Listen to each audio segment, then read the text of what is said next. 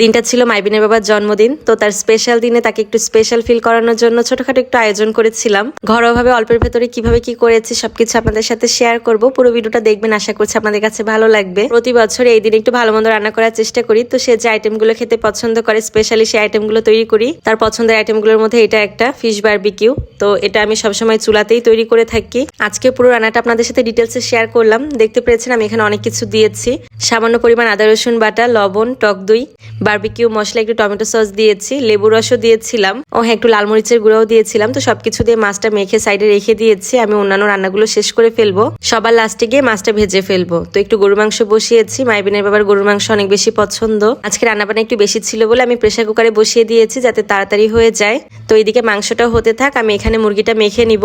আজকে আস্ত একটা মুরগি রোস্ট রান্না করব। মুরগিটাকে ভালো করে ক্লিন করে নিয়েছি, তারপর সুতা দিয়ে বেঁধে দিয়েছি, বেশি নাড়াচাড়া করলে যাতে ভেঙে না যায়। তারপর একটু লেবু রস দিয়ে মেখে রেখেছিলাম, তারপর দিয়েছি লবণ। অন্য সময় হলে লেবু রস লবণ দিয়ে আমি মুরগিটা হালকা ভেজে নিতাম, তো যেহেতু আস্ত মুরগি রান্না করছি এই কারণে একটু মশলা মেখে নিচ্ছি। মশলা বলতে এখানে আদা রসুন বাটা ছিল, তো মুরগিটা ভালো করে মেখে নেওয়া শেষ। এর সাথে আমি আরেকটা মুরগিও নিয়েছি, তো সেটা আর কি রোস্টের মতো করে কেটে নিয়েছি, সেটাও একটু মেখে নিলাম। এখন এগুলো একটু তেলের উপরে লাল লাল করে ভেজে নিব। তো আমার বড় কোনো কড়াই ছিল না, যেটা ছিল সেটা দিয়ে কাজ চালাতে হবে। ঢাকায় অনেক কিছুই আছে, কিন্তু গ্রামে খুব বেশি কিছু নিয়ে আসা হয়নি, যেহেতু আমার এখানে থাকা হয় না, তাই তো যা হাতের কাছে পেয়েছি তাই দিয়ে রান্নাবান্না আজকে সেরে ফেলতে হবে। আস্ত মুরগিটা আমি একটু লাল লাল করে ভেজে নিয়েছি, আর এখন রোস্টের বাকি যে পিসগুলো ছিল সেগুলো একটু ভেজে নিব। রোস্ট আবার মাইবিনের বাবা কোনো সময় তেমন একটা পছন্দ করে না। রোস্টটা মেইনলি আমাদের জন্যই করছি, যেহেতু সবকিছু মাইবিনের বাবার পছন্দ করা হচ্ছে, দুই একটা আইটেম মাইবিনের জন্য না করলে হবে না। রোস্টটা একটু মিষ্টি হয় বলে মাইবিন খেতে পছন্দ করে, আর তাছাড়া বাচ্চারা তো এমনিতেই চিকেন খেতে পছন্দ করে। রোস্টের মশলাটাও আমি সাইডে তৈরি করে নিয়েছি, আর এদিকে আমার চিকেনগুলো ভেজে নেওয়া শেষ। আসলে সবাই কম বেশি এসব রান্নাগুলো তৈরি করতে পারেন, আমার আসলে এত ডিটেলসে বলার কিছু নেই, এক একজন এক একভাবে তৈরি করে। আমি জাস্ট কিভাবে রান্নাগুলো সেরেছি সেটাই আপনাদের সাথে শেয়ার করছি আর কি। তো মুরগির পিসগুলো আমার ভেজে নেওয়া শেষ, আমি এখন তুলে রাখলাম। এবার চিকেন ভাজা তেলের ভেতরে আমি মশলাটা দিয়ে দিব। তো আমি একটু লাল মরিচের গুঁড়াও দিয়ে নিয়েছি, এবার মশলাটা পুরোটাই দিয়ে দিয়েছি। এর ভেতরে আদা রসুন বাটা ছিল, ঘরে তৈরি রোস্টের মশলা ছিল, আমি কোনো প্যাকেট মশলা দেইনি। টক দই, লবণ, বাদাম এগুলোই ছিল। তো আমি মশলাটা একটু পানি দিয়ে ভালো করে কষিয়ে নিয়েছি। যখন তেলের উপরে চলে এসেছে তখন আমি একটু ঘি দিয়েছি। আমি মশলা কষানোর সময় মশলার ভেতরে একবার ঘি দিয়েছি, আর এরপরে যখন আবার হয়ে আসবে তখন আবার দিব। মশলাটা আমি বেশ খানিকটা সময় কষিয়ে নিয়েছি, যেহেতু বাদাম দেওয়া ছিল।